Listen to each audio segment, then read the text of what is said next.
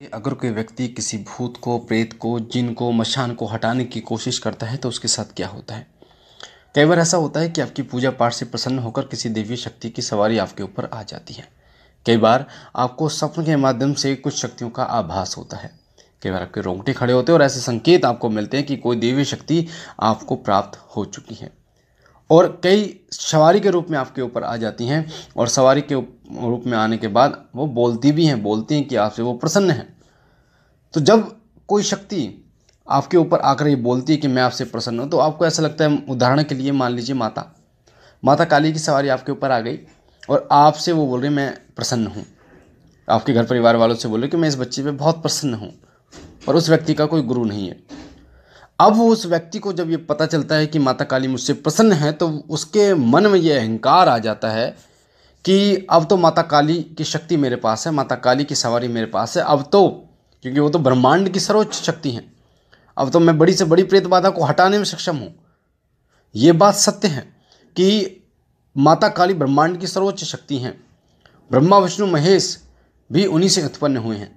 पर आपको ये जानना महत्वपूर्ण है, जरूरी है कि जब कोई शक्ति की सवारी आपको आती है तो आपकी भक्ति उसमें शक्ति उत्पन्न करती है। ऐसे तो सभी महाशक्ति हो जाएं, आपकी भक्ति ही उनके अंदर शक्ति उत्पन्न करती है। अगर आपकी भक्ति में वो बल नहीं है, आपने अपने आप को तपाया नहीं है, जिस प्रकार एक सोने को जितना तपाया जाता है उतना ही वो निखरता है, उतना ही वो और ज़्यादा निखरता है। उसी प्रकार से जब तक आप अपने आप को नहीं तपाओगे, व्रत पूजा तपस्या नहीं करोगे, तब तक वो शक्ति बढ़ेगी नहीं। तो कई लोग इसी आवेश में आकर क्या करते हैं, मान लीजिए उनके आस पड़ोस में किसी व्यक्ति को नकारात्मक शक्ति है, तो वो स्वयं अपने मन में ये ठान लेते हैं कि मैं इसको हटा सकता हूँ, मैं इसको उठा सकता हूँ, मैं इसको हटा सकता हूँ। तो कई लोग उतारे का सामान लेते हैं, कहीं से देख के, यूट्यूब से देख लिया, कहीं से देख लिया, नींबू ले लिया, उतारे का सामान ले लिया और उस व्यक्ति के ऊपर से उस शक्ति को उतार दिया। अब वो व्यक्ति, सामने वाला व्यक्ति, उसको आराम हो गया, 1 दिन आराम, 2 दिन आराम था उसको। अब जिसने उतारा है उसको बड़ी संतुष्टि मिलती है कि वो व्यक्ति आराम हो गया, उस व्यक्ति को आराम हो गया मेरे करने से, और उसका जो सीना है वो और ज़्यादा चौड़ जाता है कि हाँ अब मैं बहुत कुछ कर सकता हूँ, मेरे पास माता की शक्ति है। अब उस व्यक्ति के साथ होता है वो सुनिए। अभी उस व्यक्ति, जिस प्रकार आपने देखा होगा एक बच्चा होता है, छोटा बच्चा, और जब वो चलना सीखता है तो कई बार वो गिड़गिड़ाता है, गिरता है, फिर उठता है, फिर गिरता है, फिर उठता है, फिर गिरता है। उसी प्रकार से बिना गुरु के एक साधक, बिना गुरु के एक भक्त उसी बच्चे के समान होता है। जब वो चलना शुरू करता तो कई बार वो गिरता है, गिड़गिड़ाता है, डरता है। तो जब वो व्यक्ति जिसने उस शक्ति को उठाया था, जिसने उतारा था, अब उसको ये समझ नहीं है कि उस शक्ति को रखे कहाँ।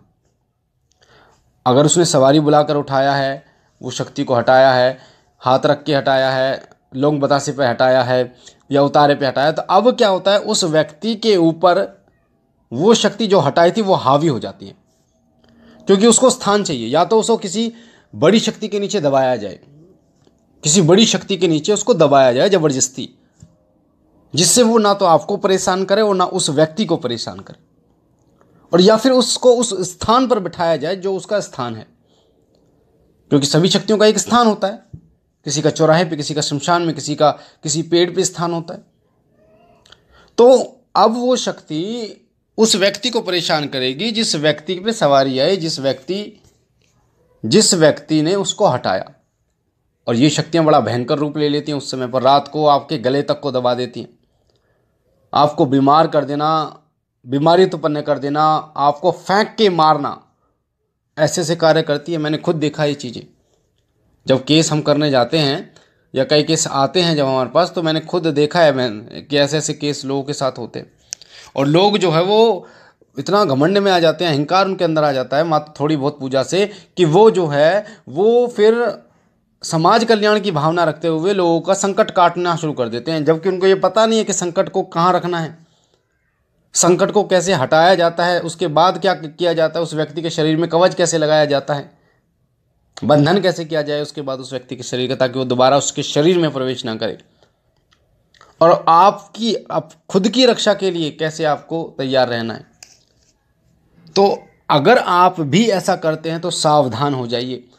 आपका कोई गुरु नहीं है और आपके पास शक्ति आती है किसी भी रूप में, और आप सोचते हैं कि मैं सामने वाले व्यक्ति को ठीक कर दूं, आप सोचते हैं कि मैं उस व्यक्ति को ये कर दूं, तो आप प्रार्थना कर सकते हैं। आप प्रार्थना कर सकते हैं, आप बबूत दे सकते हैं, आप जल पढ़ के दे सकते हैं, यानी कि जैसे हनुमान चालीसा पढ़ के आपने जल में फूंक मार दी, इस प्रकार आप दे सकते हैं। उससे कोई भी परेशानी वाली बात नहीं। पर उस शक्ति को अपने हाथ से हटाना, उतारना, सवारी बुलाकर उठाना, ये परेशानी आपको खड़ी कर सकता है। और ये आपको नहीं, आपके परिवार को भी परेशानी से बिल्कुल बांध सकता है। तो अगर आप भी ऐसा सोच रहे हैं तो रुक जाइए वहाँ पर। पहले उस शक्ति के अंश इकट्ठे कर लीजिए। आपके पास एक अंश आया है और एक अंश के बल पर भी आप बड़ी से बड़ी शक्ति को हटाने की कोशिश कर रहे हैं, ऐसा नहीं है। अभी वो बच्चा जो जन्म लिया है, जिस बच्चे ने, वो इतना बलवान नहीं है कि वो किसी से मल्ल युद्ध कर सके, कुश्ती कर सके। उस बच्चे को आपको पकाना होगा, बड़ा करना होगा, खाना पिलाना होगा, तब जाके वो व्यक्ति, उसका शरीर सुडौल बनेगा, बड़ा होगा, तब वो कुश्ती कर सकता है। उसी प्रकार से जिस देवी या देवता का अंश आपके पास आया है, अभी आपके पास एक अंश आया है और अंशों को इकट्ठा करना है। आपको उस देवता के कई अंशों को इकट्ठा करना है, अब तपना है, खुद व्रत करने हैं, उनकी पूजा करनी है, तब जाके वो अंश इतने ताकतवर होंगे कि वो बड़ी से बड़ी शक्ति को भी हटा पाने में सक्षम हो जाएंगे। बहुत महत्वपूर्ण है, क्योंकि गुरु आपको प्रोटेक्शन देते हैं, गुरु आपकी सुरक्षा करते हैं। अगर कोई भी नकारात्मक शक्ति है तो सबसे पहले वो गुरु की शक्ति से टकराती है, उसके बाद ही वो आपके पास आती है। तो गुरु आपको एक ऐसा सुरक्षा कवच प्रदान करते हैं जिस सुरक्षा कवच को भेद पाना किसी नकारात्मक शक्ति के बस की बात नहीं होती। इसलिए अगर आपके ऊपर किसी देवता की सवारी आती है, आपके पास किसी कोई शक्ति है, आपको ऐसा आभास होता है, तो आप अपना गुरु जरूर बनाइए। गुरु बनाइए। गुरु जब आपको बना लेते हैं, उसके बाद गुरु आपका मार्गदर्शन करते हैं कि किस प्रकार से आपको करना चाहिए, अब आपको क्या करना चाहिए, कैसी सेवा करनी चाहिए, क्या साधना करनी चाहिए और किस मंत्र का जप करना चाहिए। वही आपको बताते हैं सही दिशा कि किसी नकारात्मक शक्ति को उठाना कैसे है, उसको कहाँ रखना होता है, किस प्रकार स्वयं की रक्षा करनी होती है, किस प्रकार अपने परिवार की रक्षा करनी होती है। ये सभी चीज़ें आपको एक सही गुरु बताता है। तो ऐसा बिल्कुल भी नहीं है कि आपको देवी या शक्ति प्राप्त हो गई तो और आप सब कुछ करने में सक्षम हो जाएंगे। आपको पहले जपना पड़ेगा, तपना पड़ेगा, इतना जप करना पड़ेगा कि वो शक्ति इतनी बलवान हो जाए कि आपको कहीं जाने की आवश्यकता ही ना पड़े, आपको किसी से डरने की आवश्यकता ना पड़े, कोई नकारात्मक शक्ति किसी भी प्रकार से आपका अहित ना कर पाए, आपका नुकसान ना कर पाए। तो गुरु बनाना बहुत ज़रूरी है। एक अच्छे गुरु का चुनाव कीजिए, जांच पड़ताल करके अपने एक अच्छे गुरु का चुनाव कीजिए। उसके बाद आपको जो शक्तियाँ प्राप्त होंगी, जो अंश प्राप्त होंगे, वो ऐसे होंगे जिन्हें कोई भी नहीं ना तो पकड़ पाएगा, ना कैद कर पाएगा, और ना ही उन अंशों को कोई अपने वश में कर पाएगा। बाकी मुझे आशा है जो मैंने जानकारी दी है ये आपके काम की होगी, और बाबा भोलेनाथ से मैं विनती करता हूँ कि वो सदैव आप पर अपनी अनुकंपा करें, आप और आपका